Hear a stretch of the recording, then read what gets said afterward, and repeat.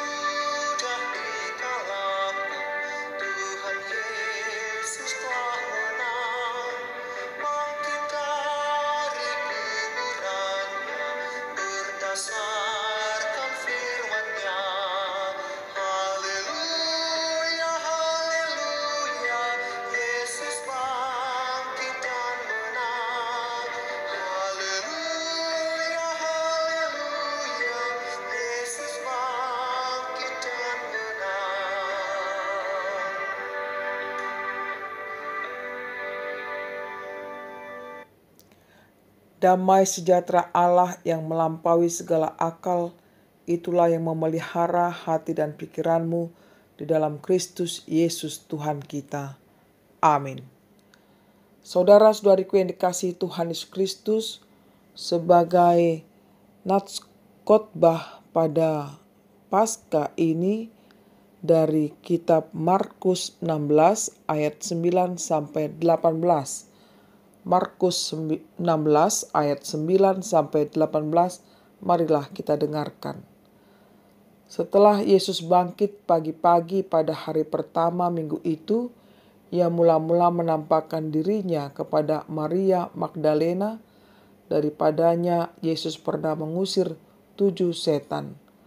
Lalu perempuan itu pergi memberitahukannya kepada mereka yang selalu mengiringi Yesus dan yang pada waktu itu sedang berkabung dan menangis. Tetapi ketika mereka mendengar bahwa Yesus hidup dan telah dilihat olehnya, mereka tidak percaya. Sesudah itu ia menampakkan diri dalam rupa yang lain kepada 2 orang dari mereka, ketika keduanya dalam perjalanan keluar kota. Lalu kembalilah mereka dan memberitahukannya kepada teman-teman yang lain, tetapi kepada mereka pun teman-teman itu tidak percaya. Akhirnya ia menampakkan diri kepada ke-11 orang itu ketika mereka sedang makan, dan ia mencela ketidakpercayaan dan kedegilan hati mereka, oleh karena mereka tidak percaya kepada orang-orang yang telah melihat dia sesudah kebangkitannya. Lalu ia berkata kepada mereka, "Pergilah ke seluruh dunia, beritakanlah Injil kepada segala makhluk. Siapa yang percaya dan dibaptis akan diselamatkan, tetapi siapa yang tidak percaya akan dihukum. Tanda-tanda ini akan menyertai orang-orang yang percaya. Mereka akan mengusir setan-setan demi namaku. Mereka akan berbicara dalam bahasa-bahasa yang baru bagi mereka. Mereka akan memegang ular, dan sekalipun mereka minum racun maut, mereka tidak akan mendapat celaka. Mereka akan meletakkan tangannya atas orang sakit, dan orang itu akan sembuh." Demikian bunyinya. Selamat Hari Paskah buat kita semuanya. Saudara-saudariku yang dikasihi Tuhan Yesus Kristus, hari ini kita memperingati Hari Kebangkitan Tuhan Yesus Kristus, di mana kita sering menyebutnya dengan Paskah. Kata Paskah ini bukanlah baru pada Perjanjian Baru, tetapi sudah ada dalam Perjanjian Lama. Pengertian Paskah dalam Perjanjian Lama adalah suatu perayaan pembebasan bangsa Israel dari tanah Mesir. Pada masa itu terdapatlah suatu upacara yang disebut roti tidak beragi, lalu mempersembahkan anak sulung dengan upacara korban domba Paskah. Sedangkan di dalam perjanjian baru adalah Paskah menunjukkan kasih, anugerah, kuasa Allah yang meluputkan umat miliknya dari kutuk dan maut. Kemudian Paskah memberi arti juga membebaskan orang percaya dari perbudakan dosa serta memberikan kepastian kebangkitan kekal di akhir zaman melalui kebangkitan Kristus itu sendiri.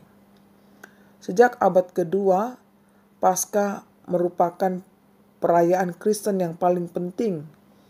Peristiwa Paskah adalah dasar, titik tolak, dan pusat iman Kristen. Karena Rasul Paulus menuliskan dalam kitab 1 Korintus 15 ayat 14 dikatakan, andai kata Kristus tidak dibangkitkan, maka sia-sialah pemberitaan kami dan sia-sia jugalah kepercayaan kamu. Saudara-saudariku yang dikasihi Tuhan Yesus Kristus, suatu pertanyaan bagi kita semua, apa yang telah terjadi pada peristiwa kebangkitan Tuhan Yesus itu? Yang jelas adalah pertama membahas tentang sulitnya mempercayai kebangkitan Yesus Kristus. Dari kitab ini jelas diperhadapkan bahwa Yesus menampakkan diri kepada Maria Magdalena untuk pertama kalinya. Kita bisa lihat pada ayat 9. Lalu Maria Magdalena memberitahukan akan kebangkitan Yesus Kristus kepada murid-muridnya. Sementara murid-murid Yesus sedang berkabung sehingga tidaklah mudah untuk mempercayai perkataan dari Maria Magdalena. Kemudian Yesus menampakkan dirinya kepada 2 orang muridnya yang sedang berjalan ke Emmaus. Namun tetap saja mereka tidak percaya. Lalu penampakan Yesus kepada murid-muridnya, disinilah Yesus menegur mereka karena ketidakpercayaan dan kedegilan mereka. Dari sini dapatlah kita melihat betapa sulitnya mereka mempercayai akan kebangkitan Yesus itu. Ada 2 alasan. Yang pertama, khusus dalam konteks pandangan masyarakat Yahudi, bahwa kesaksian Maria Magdalena sebagai perempuan menjadi sesuatu yang sulit diterima karena dianggap perempuan sebagai kaum kedua di tengah masyarakat mereka. Sehingga menjadi saksi akan kebangkitan Yesus Kristus bukanlah suatu perkara yang mudah, saudaraku. Kemudian alasan yang kedua, bahwa murid-murid Yesus masih baru berkabung atas kematian Yesus sendiri. Baru terjadi sehingga mereka sangat kaget dengan berita akan kebangkitan Yesus Kristus. Dari alasan tersebut dapatlah dipetik maknanya bahwa betapa adat istiadat dapat membelenggu kepercayaan kita kepada Tuhan, dan sulitnya atau beratnya mempercayai akan kebangkitan Yesus karena dikuasai oleh keinginan daging pada diri manusia daripada dikuasai dengan perkataan Tuhan itu sendiri. Oleh karena itu, saudara-saudaraku, firman Tuhan mengajak kita agar kita beriman dan bersedia menjadi saksi Kristus di tengah kehidupan dewasa ini. Beriman walau tidak melihat langsung akan peristiwa kebangkitan Yesus Kristus jauh lebih penting daripada dikuasai oleh keinginan daging atau aturan adat istiadat secara khusus memperlakukan perempuan secara diskriminasi. Bila dibandingkan dengan kehidupan masa kini, perempuan sudah memiliki peluang dalam aras kehidupan sektor publik manapun, termasuklah perempuan Batak sudah banyak menjadi pelayan Tuhan di gereja. Saya mengutip dari tulisan Sharon Soklai dan Kelly Kero, judul bukunya Advising Women in Leadership. Dikatakan demikian, perempuan pemimpin memiliki efektivitas kepemimpinan yang tinggi dan dalam berkomunikasi lebih memiliki tingkat positif dibandingkan dengan pemimpin laki-laki. Inilah hasil penelitiannya. Saudara-saudariku yang dikasihi Tuhan Yesus Kristus, kiranya poin yang pertama ini kita ditantang untuk bagaimana kita mengimani dan bersedia menjadi saksi Kristus di tengah budaya kita yang beraneka ragam, di tengah kehidupan yang modern ini. Kiranya kita dapat terus-menerus mengimani akan kebangkitan Yesus Kristus yang adalah membuktikan kuasa Dia di tengah-tengah dunia ini. Selanjutnya, bagi orang yang beriman akan disertai tanda-tanda dari Tuhan adanya. Dalam ayat 17 dan 18 ada beberapa tanda-tanda yang diberikan. Contohnya, mengusir setan, berbicara dalam bahasa yang baru, memegang ular, dan tidak bisa kena racun. Ayat ini adalah suatu janji yang diberikan oleh Tuhan kepada orang percaya yang dimana menghadapi bahaya ketika melayani Kristus. Tapi sekaligus ayat ini bukanlah suatu ujian untuk membuktikan kerohanian seseorang, karena itu dalam kategori mencobai Tuhan. Orang percaya atau beriman dalam bahasa Yunani, tois pisteusasi, bermakna bukan hanya sekedar percaya, tetapi ada tindakan partisipasi nyata atas iman yang ada dalam diri seseorang tersebut. Bolehlah digambarkan dalam satu ilustrasi bahwa seseorang dapat saja sangat percaya bahwa sang akrobat mampu melintasi sebuah jurang dalam dengan meniti seutas tali. Tapi satu pertanyaan, apakah ia bersedia jika akrobator tadi meminta seseorang itu untuk menggendongnya dan bersama-sama melintasi jurang itu? Belum tentu demikian, bukan? Orang itu kemungkinan besar akan menjawab kepada sang akrobator tadi, "Tunggu dulu, nyawa saya enggak ada serepnya," alias menolak. Saudara-saudariku yang dikasihi Tuhan Yesus Kristus, kiranya kita bisa mengimani akan kebangkitan Tuhan Yesus Kristus bukan hanya dengan kata-kata, tetapi sikap kehidupan kita menghadapi dunia ini.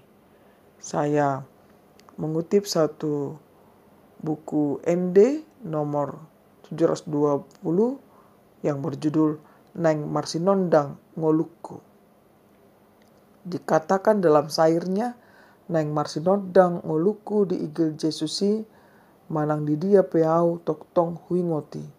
Tiur Marsinondang ido ni igil ni Yesus, toktong Marsinondang panodang doau tutu. Kiranya dengan khotbah pada minggu ini, Minggu Paskah, mengajak kita semuanya untuk bersinar di tengah dunia ini karena Kristus telah bangkit. Tuhan memberkati kita semuanya. Amin.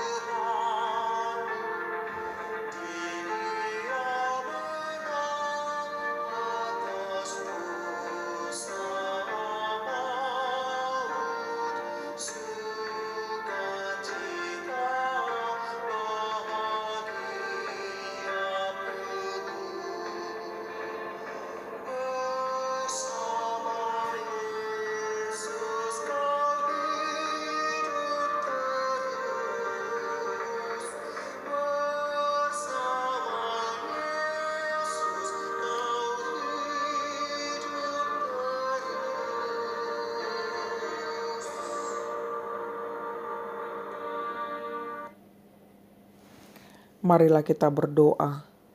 Ya Tuhan Allah Bapa kami di surga, kami sungguh bersyukur buat firman-Mu yang baru saja kami dengar, menceritakan bahwa Engkau penuh dengan kuasa kebangkitan.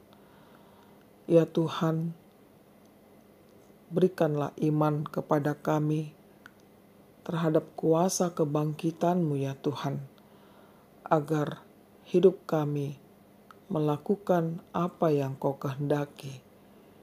Ya Tuhan, kami bersyukur memiliki Allah yang mengasihi kami. Engkau telah diutus Tuhan ke dunia ini untuk menebus dan menyelamatkan kami, dan kami memperoleh kehidupan yang kekal. Kiranya Tuhan, makna Paskah pada minggu ini memberikan pembaharuan bagi kami untuk setia menjadi saksi-Mu di tengah dunia yang penuh dengan godaan, cobaan, dan tantangan. Kami berserah padamu Tuhan untuk kehidupan kami selanjutnya.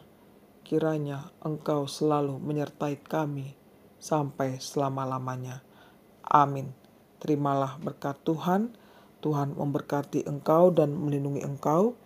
Tuhan menyinari engkau dengan wajah-Nya dan memberi engkau kasih karunia. Tuhan menghadapkan wajah-Nya kepadamu dan memberi engkau damai sejahtera. Amin.